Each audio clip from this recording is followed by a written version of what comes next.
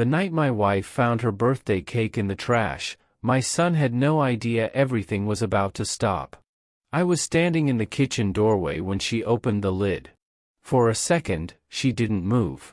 She just stared at it. The cake wasn't ruined because it tasted bad. It was ruined because it had been thrown away like it didn't matter. White frosting smeared along the inside of the trash bin. The edges crushed. The little blue candles she had picked herself, bent sideways under a paper plate. My wife, Helen, had spent 2 full days making that cake. 2 days. At her age, that doesn't just mean time. It means effort. It means patience. It means stopping to rest every few minutes and still coming back to finish what she started. And now it was sitting there, like it had never mattered at all. Behind me, I heard my son's voice from the living room. Casual. Distant. She didn't have to make it look so cheap. Cheap. That word didn't echo. It settled. Heavy. Helen's fingers tightened slightly on the edge of the trash can.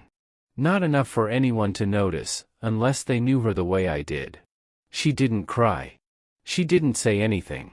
She just reached in, slowly, like she was trying to fix something that couldn't be fixed anymore. And that was the moment I understood something very clearly. This wasn't about a cake. And whatever came next, wasn't going to be handled with words. Before I tell you what happened after that, I want you to pause for just a second. If you're listening to this somewhere, tell me in the comments where you're watching from. And if you believe that respect in a family should never have an expiration date, subscribe to the channel. Because what happened over the next 3 days wasn't loud, but it changed everything. I walked into the kitchen like nothing had happened. Not fast. Not angry. Just steady. Helen had already closed the lid of the trash can by then. She wiped her hands on a towel that didn't need wiping. "I think it was too sweet anyway," she said quietly. I nodded. Not because I agreed, but because I understood what she was really doing. She wasn't talking about the cake. She was trying to make it easier, for everyone else. The house still smelled like vanilla. That part stayed. The warmth from the oven earlier that afternoon still lingered in the air, mixed with something else now, something colder. I glanced toward the dining table. The decorations were still there. Simple ones. A small folded napkin. 2 plates. A single candle she had set aside, probably planning to light it later. It was never meant to be a big celebration.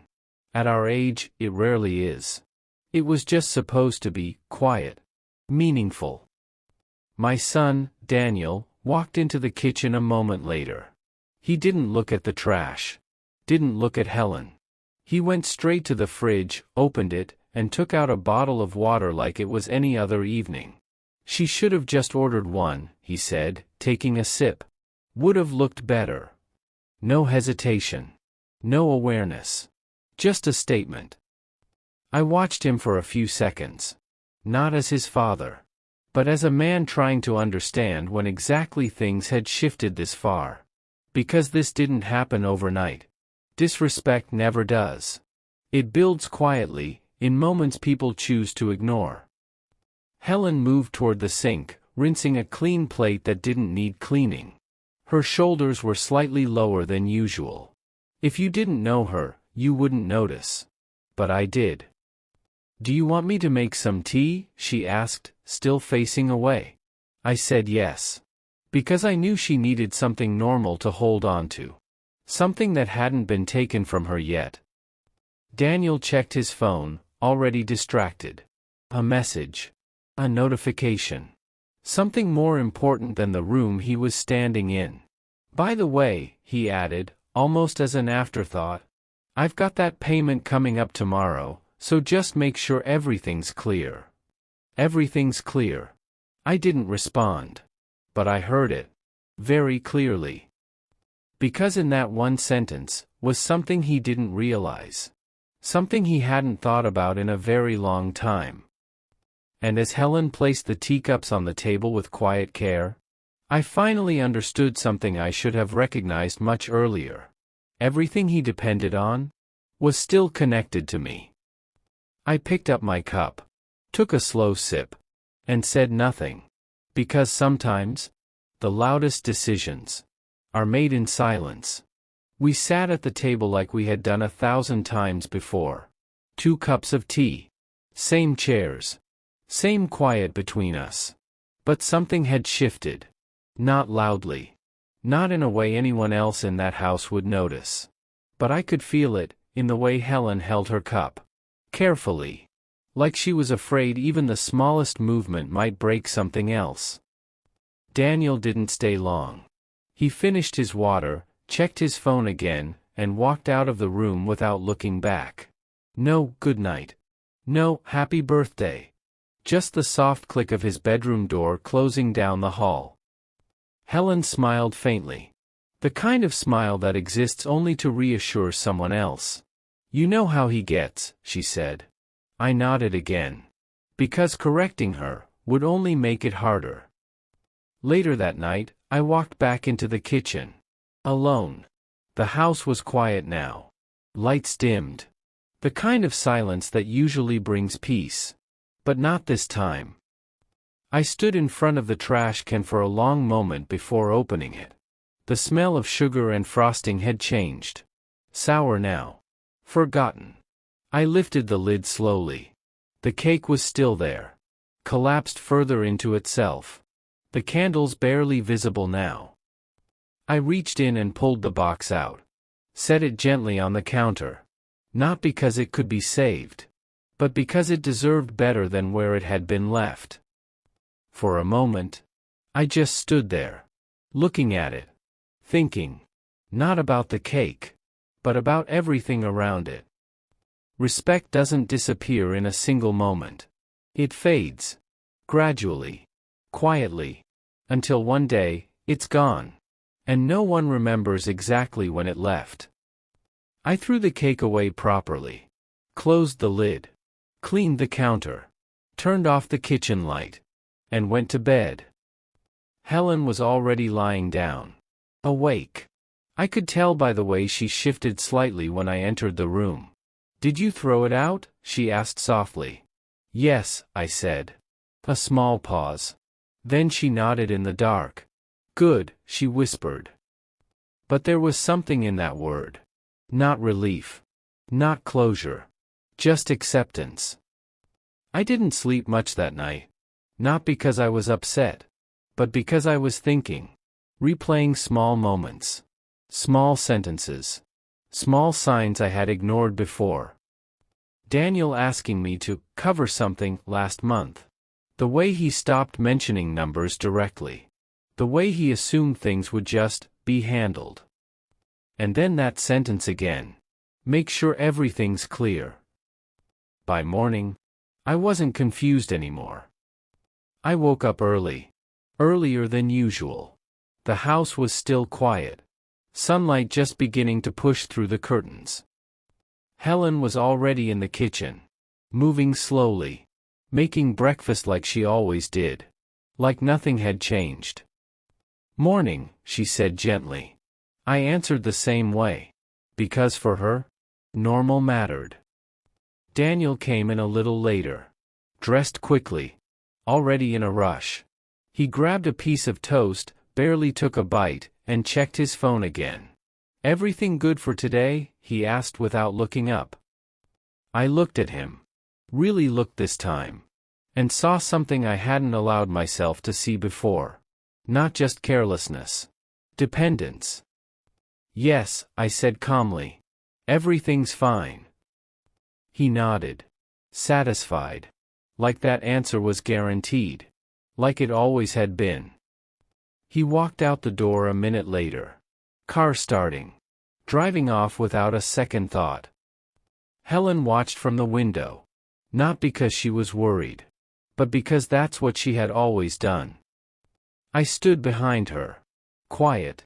Still. And that was the moment everything settled into place. Not emotionally. Not impulsively. But clearly. This wasn't about punishment. It wasn't about anger. And it definitely wasn't about a cake. It was about something much simpler. Something that had been ignored for too long. Understanding that everything he believed was his was only accessible because I had allowed it. I picked up my keys from the counter. Helen turned slightly. "Are you going out?" she asked. "Yes," I said. "Just a few things to take care of." She nodded. Didn't ask anything else.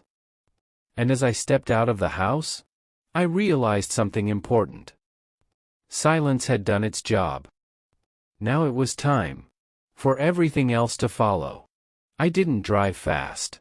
There was no reason to. When decisions are made in anger, they fall apart just as quickly. I had no intention of letting that happen. The bank opened at 9. I was there at 9. Not waiting outside. Not rushing in. Just arriving, exactly on time. The woman at the front desk recognized me immediately. She smiled the same way people do when they've seen you for years. Respectful. Familiar. "Good morning, Mr. Carter," she said. I nodded. "Morning."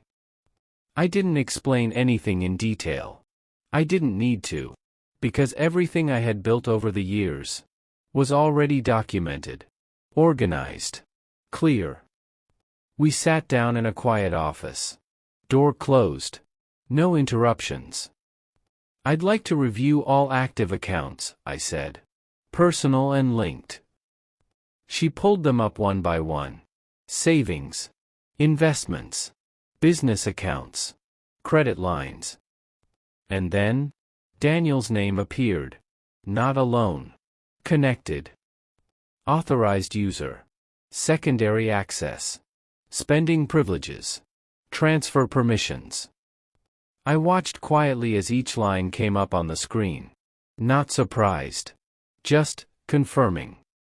"Would you like to make any changes?" she asked. That question was simpler than it sounded. "Yes," I said. "But not all at once." She paused. Slightly confused.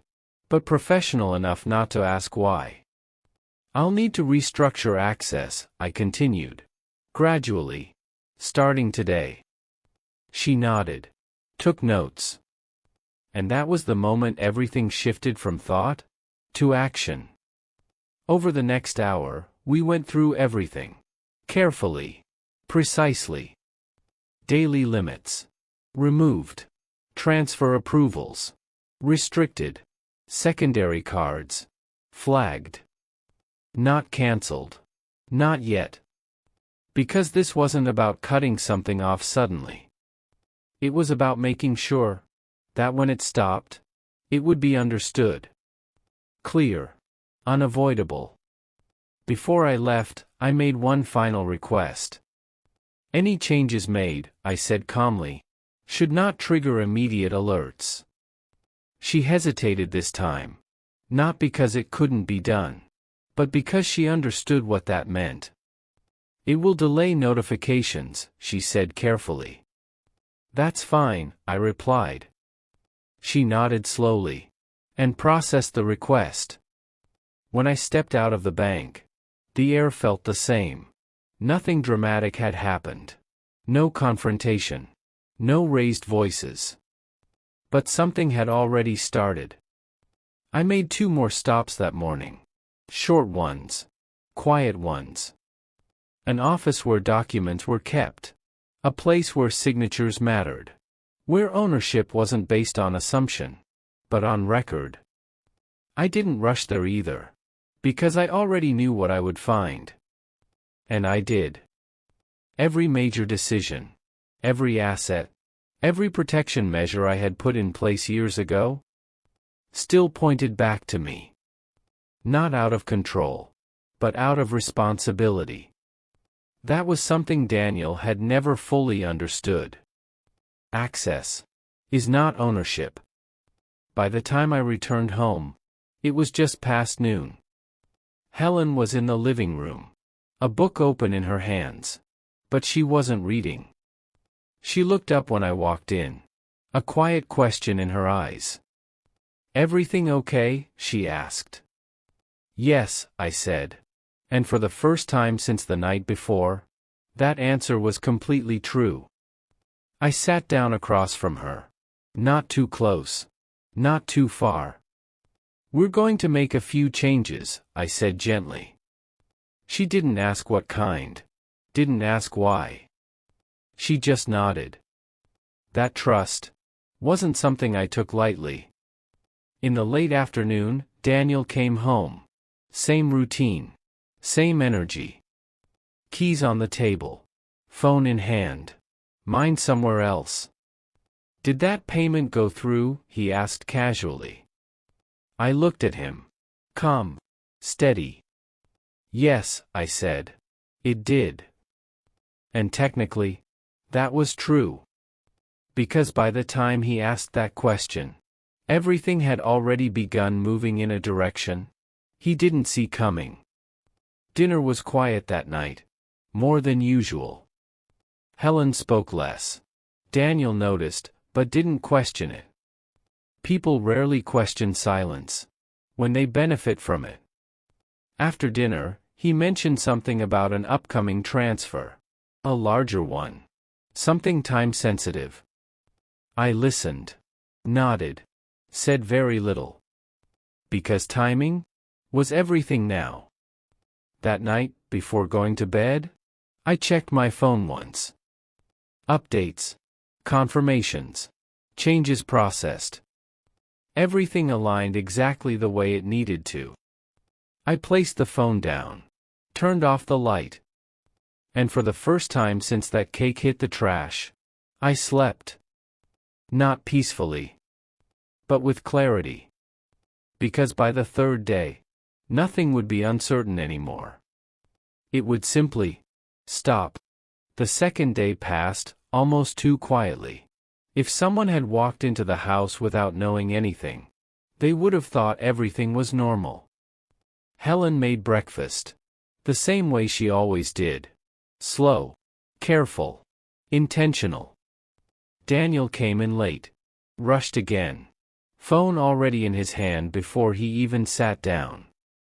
"Busy day," he said, more to the room than to us. I nodded. Didn't ask questions. Because I had learned something over the years. People talk more freely when they think no one is really listening. He mentioned a meeting. Something about numbers. Deadlines. Expectations.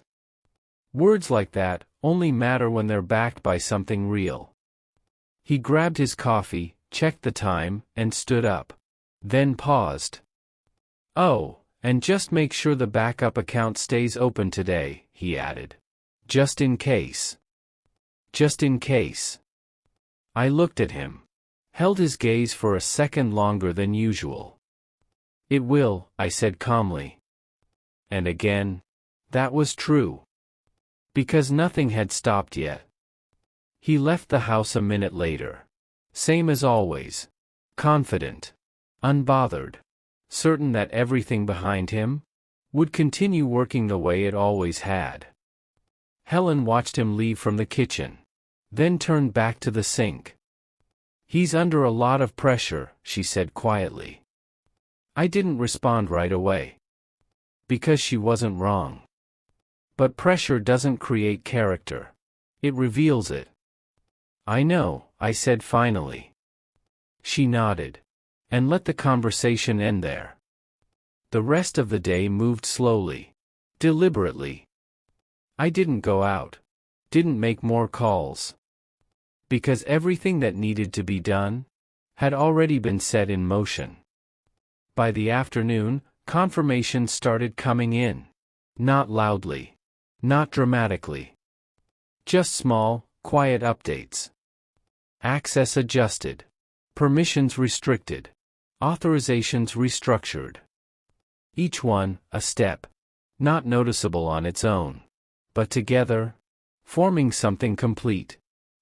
I didn't react to any of them. I just read. Confirmed. And put the phone back down. Helen spent most of the afternoon in the living room. The same book in her hands. Still not reading. At one point, I brought her tea. Set it beside her. She looked up at me, studied my face for a moment. "You've been very quiet," she said. I gave a small smile. "Just thinking." She nodded. She didn't ask what about. That kind of trust comes from years, not explanations. Evening came the same way it always did. Dinner. Dishes. Silence. Daniel returned later than usual. More energy this time. More urgency. "Tomorrow's important," he said, dropping his keys on the table. "Everything's lined up." I watched him sit down, leaning forward slightly. Focused. "Good," I said. He glanced at me. Just for a second. Then nodded. That was the thing about certainty. It makes people stop checking. That night, I stayed up a little longer than usual. Not to work. Not to plan. Just to wait. Because timing only works when you respect it. Around midnight, I checked my phone one last time. Final confirmation. Everything had been processed.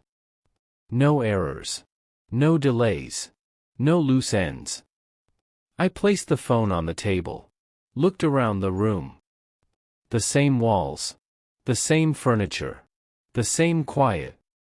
But underneath it all, something had already changed. Tomorrow wouldn't be loud. There would be no arguments. No raised voices. No dramatic scenes. Just a moment. Simple. Clear. Where everything Daniel believed he controlled would no longer respond. And the hardest part for him wouldn't be the loss. It would be the realization that nothing had been taken from him.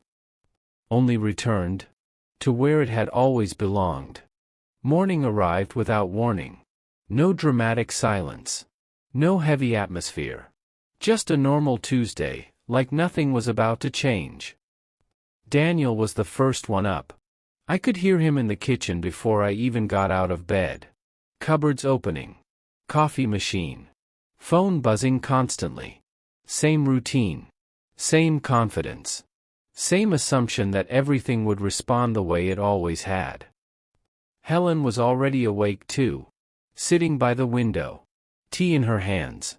Watching the garden like she often did when her thoughts were heavier than her words. "You didn't sleep much," she said when I entered. "I did," I replied. Just not the way she meant. She studied me for a moment. Then looked away. She didn't ask further. She never did when she sensed something already set in motion. Downstairs, Daniel was louder than usual. Not angry. Not stressed. Just impatient. "I'll need the transfer confirmed before noon," he said into his phone. A pause. Then a slight frown. "Why is it pending?" Another pause. Longer this time. I stood at the top of the stairs, not moving, listening. "It was fine yesterday," he said again, sharper now. That sentence stayed in the air longer than it should have. Because yesterday? It was fine. But yesterday wasn't today. He ended the call quickly. Checked again. Tried another access point. Then another. Each attempt took longer. Each pause got heavier. I walked down slowly. Not rushing. Not interfering. Just present. He didn't notice me at first. Too focused on the screen. Too certain that it had to be a temporary issue. "Something's wrong with the account system," he said without looking up. Half to himself. Half to anyone listening. I sat at the table. "Come." "What kind of wrong?" I asked. He exhaled sharply. Frustration now starting to surface. "Access is delayed. Transfers aren't going through." I nodded slowly. "That happens sometimes," I said. He looked up at me now. Finally. "It doesn't just happen," he said. A little too quickly. There it was. The shift. Not panic yet. But discomfort. The first crack in expectation. Helen entered the room quietly. She sensed it immediately. Didn't ask questions. Just stood near the counter. Observing. Daniel tried again. Another device. Another login. Same result. Nothing. Now the silence wasn't peaceful anymore. It was uncertain. Maybe it's a bank issue, he said, forcing calm into his voice. I didn't respond right away. I just watched him. Carefully. Because this was the moment I had prepared for. Not the outcome. The realization. It will sort itself out, I said finally. But I didn't say when.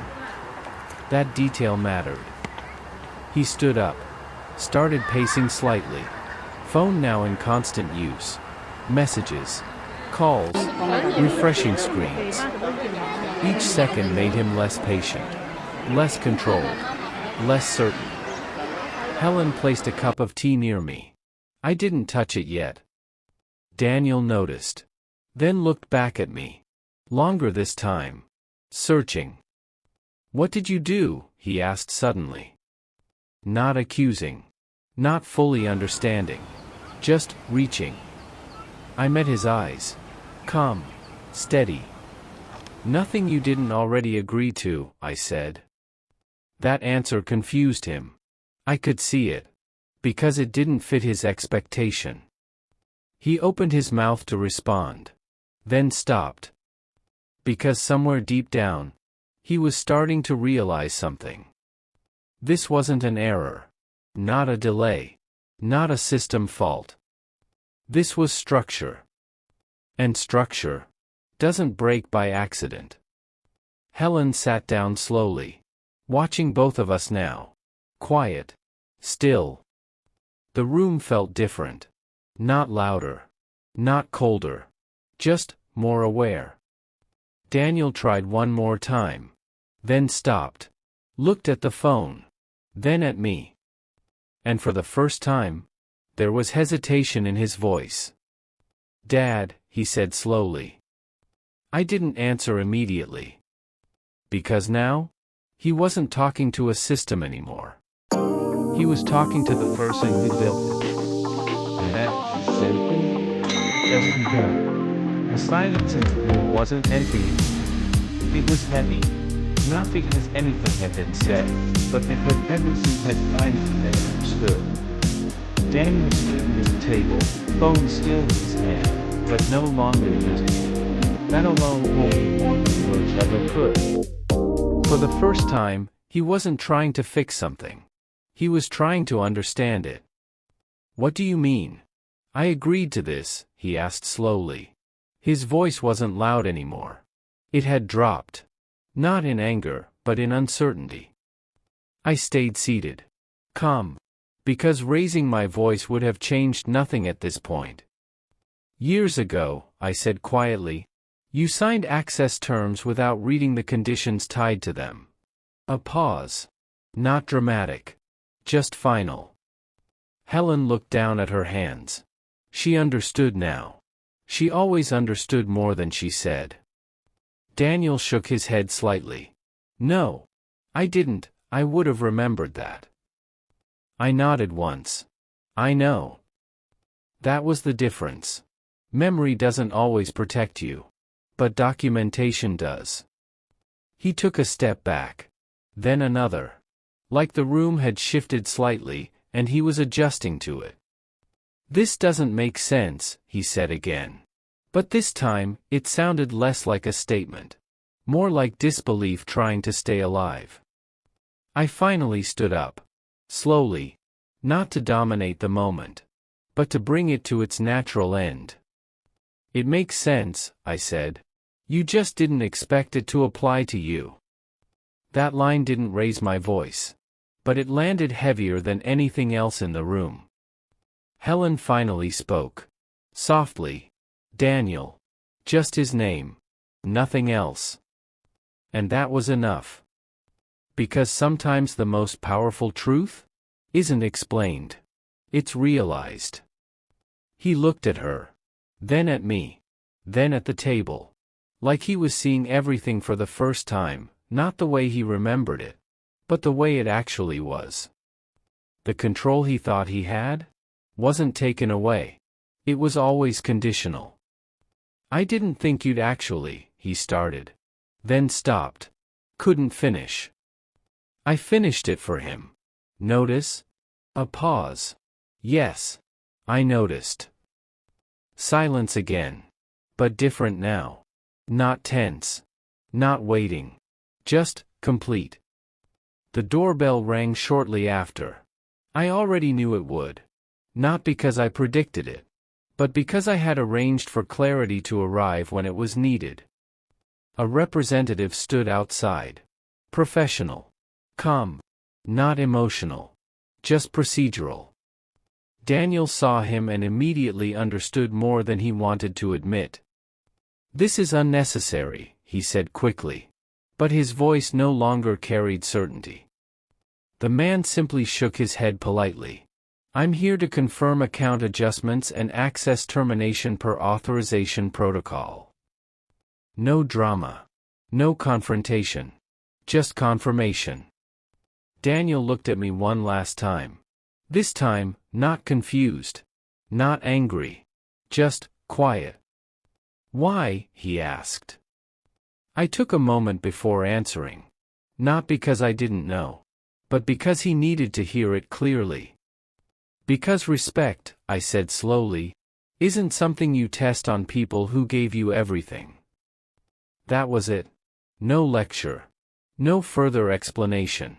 Just truth, finally spoken in full.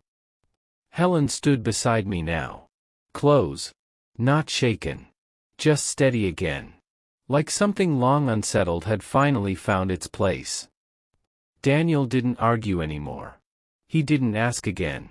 Because this time, there was no version of the answer that would change the outcome. He turned slightly. Looked around the house.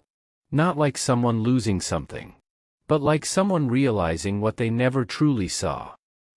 And then, he stepped back? Quietly. Not pushed. Not forced. Just redirected by consequence. By the afternoon, things moved without noise. No shouting. No conflict. Just packing. Movement. Acceptance slowly replacing resistance. I stood near the window as he left. Not watching him fall. Watching him leave a version of life he thought would always respond to him. When the door closed, the house didn't feel empty. It felt balanced. For the first time in a long while. Helen sat down in her chair again.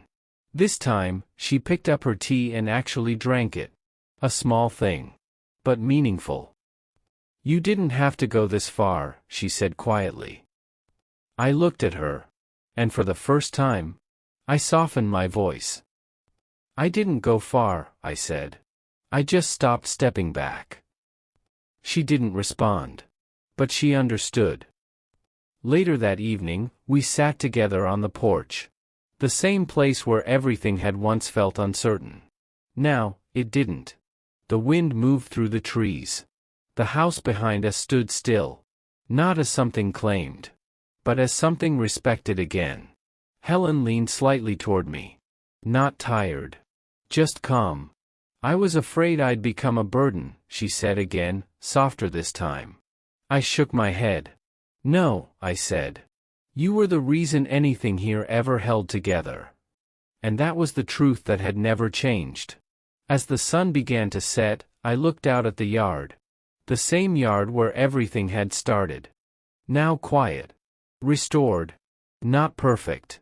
But honest. Some lessons don't arrive with anger. They arrive with clarity. And when they do, they don't destroy families.